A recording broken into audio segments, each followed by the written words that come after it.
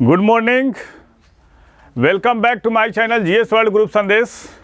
आज हम लोग करंट का सेशन शुरू करेंगे जिसमें राष्ट्रीय, अंतर्राष्ट्रीय और बिहार का करंट अफेयर्स है। 51वां राष्ट्रीय सुरक्षा दिवस कब मनाया गया? 4 मार्च को मनाया गया है। और थीम किसी भी दिवस का इम्पोर्टेंट होता है और एग्जाम के पॉइंट ऑफ व्यू से इम्पोर्टेंट होता है। 2022 में इसकी थीम क्या है? Nurture young minds, develop safety culture. और पहली बार कब मनाया गया था? 4 मार्च 1972 को मनाया गया था। और इस दिवस को मनाने का उद्देश्य क्या है? इस दिवस का उद्देश्य नागरिकों के बीच अपनी सुरक्षा के बारे में जागरूकता फैलाना है।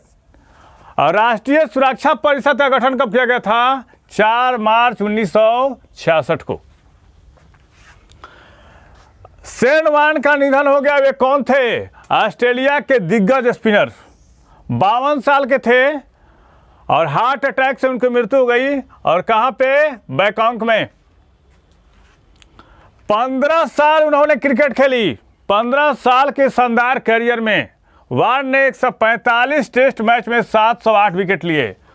दूसरे नंबर के हैं गेंदबाज, मुथैया मुरलीधरन के बाद दूसरे नंबर के गेंदबाज हैं जिन्होंने इतना विकेट लिए हैं।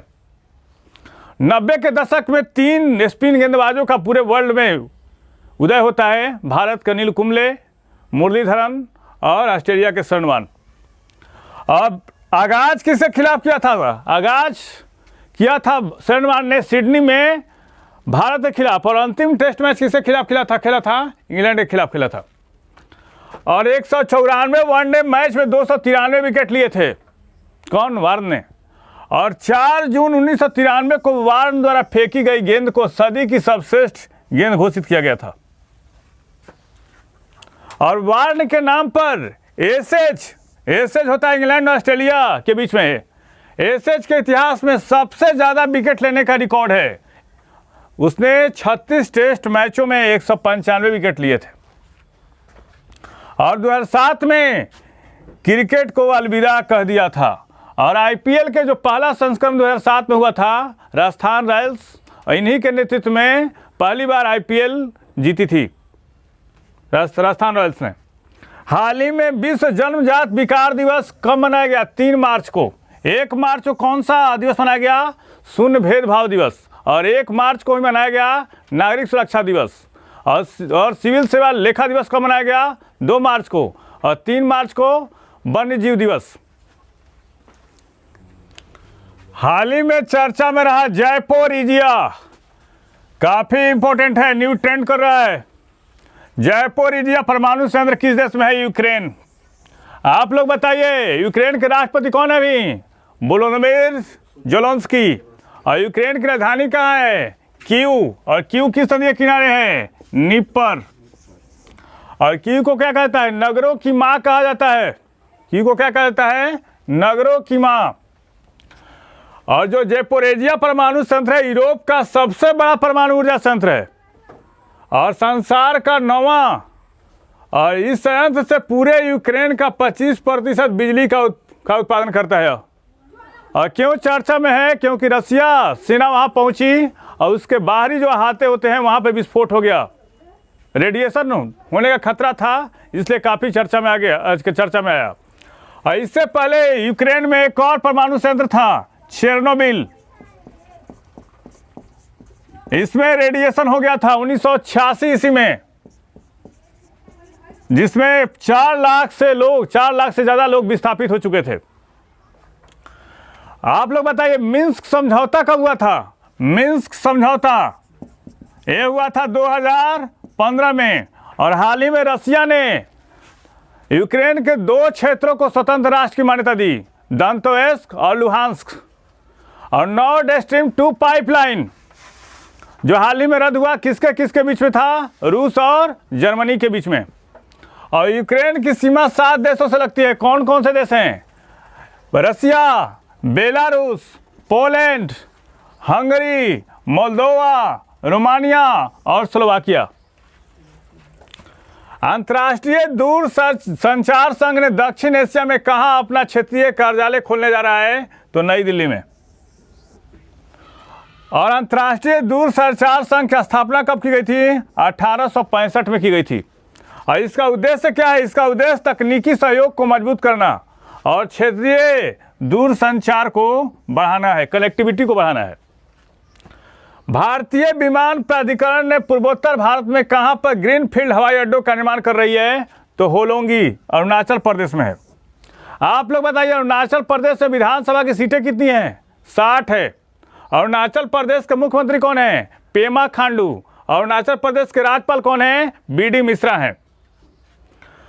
और अरुणाचल में ब्रह्मपुत्र नदी को किस नाम से जाना जाता है? दिहांग। और नामचिक नामफुक कोयला क्षेत्र कहाँ है? ये है अरुणाचल में है, नामचिक नामफुक कोयला क्षेत्र। नामचिक नामफुक कोयला क्षेत्र कहाँ है? ये है अरुणाचल में। सेसा अर्किन अभयारण्य कहाँ है? सेसा अर्किन अभयारण्य कहाँ है? अरुणाचल में है। सेसा अर्किन अभयारण्य ये कहाँ है? अरुणाचल में है। नामदफा अभयारण्य कहाँ है? नामदफा अभयारण्य है अरुणाचल में। पॉकेट टाइगर रिजर्व कहाँ है? पॉकेट टाइगर रिजर्व अरुणाचल में है। पॉकेट टाइगर रिजर्व कहाँ है? ये अरुणाचल में है। और भारत के किस राज्य की सीमा सर्वाधिक अरुणाचल से लगती है? भारत के किस राज्य की सीमा सबसे म्यांमार से लगती है? तो अरुणाचल की लगती है। तवांग मठ कहाँ है? अरुणाचल में। विश्व का दूसरा सबसे बड़ा मठ है। कौन? तवांग। किस कंपनी ने आईसीसी महिला विश्व कप 2022 के लिए एनिमेटेड डूडल समर्पित किया है? तो ये गूगल ने किया है। डूडल ने महिलाओं का क्रिकेट स्टेडियम में विकेट कीपिंग और बल्लेबाजी के लिए एनिमेटेड आंकड़ों के साथ दिखाया गया है। किसके द्वारा? गूगल के द्वारा। और जो महिला विश्व कप है इसका 12वां संस्करण होने जा रहा है, 29 दिन तक चलेगा। और पहली बार महिला विश्व कप कब हुआ था? 1973 में हुआ था और इंग्लैंड ने जीता था। 33वां बिहारी पुरस्कार 2021 किसको दिया गया है? मधु काकरिया को। और किस संस्था द्वारा दिया जाता है? के बिरला फाउंडेशन द्वारा दिया जाता है। और उनके उपन्यास, किस उपन्यास के लिए? हम यहाँ थे। पूछ सकता है किस उपन्यास के लिए? तो हम यहाँ थे के लिए दिया गया है। और 30वां बिहारी पुरस्कार किसको दिया गया था? मोहन कृष्ण बोहरा को। और किस पुस्तक के लिए? तस्लीमा संघर्ष साहित्य के लिए। और बिहारी पुरस्कार स्थान के साहित्यकार को ही दिया जाता है। और इसमें कितनी राशि दी जाती है? 2.5 लाख की राशि दी जाती है। और पहला किसको दिया गया था? पहला दिया गया था जय सिंह नीरज को, ढानी का आदमी के लिए दिया गया था। बिहार के उप मुख्यमंत्री सह वित्त मंत्री तारकिशोर प्रसाद ने 2022-23 में बिहार के बजट का आकार क्या रखा है? तो रखा है 2,37,691.19 करोड़।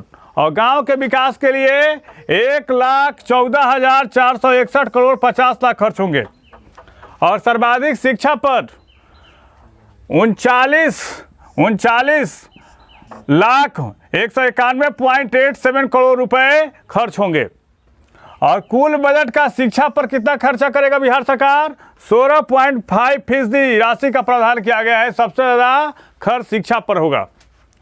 काहिरा में आयोजित आईएसएफ विश्व कप निशानेबाजी प्रतियोगिता में भारत के किन खिलाड़ियों ने 10 मीटर एयर पिस्टल में स्वर्ण पदक जीता है? तो श्री निवेता, ईशा सिंह और रुचिता बिनरेकर ने। बताइएगा कि हमारा करंट का सेशन कैसा रहा।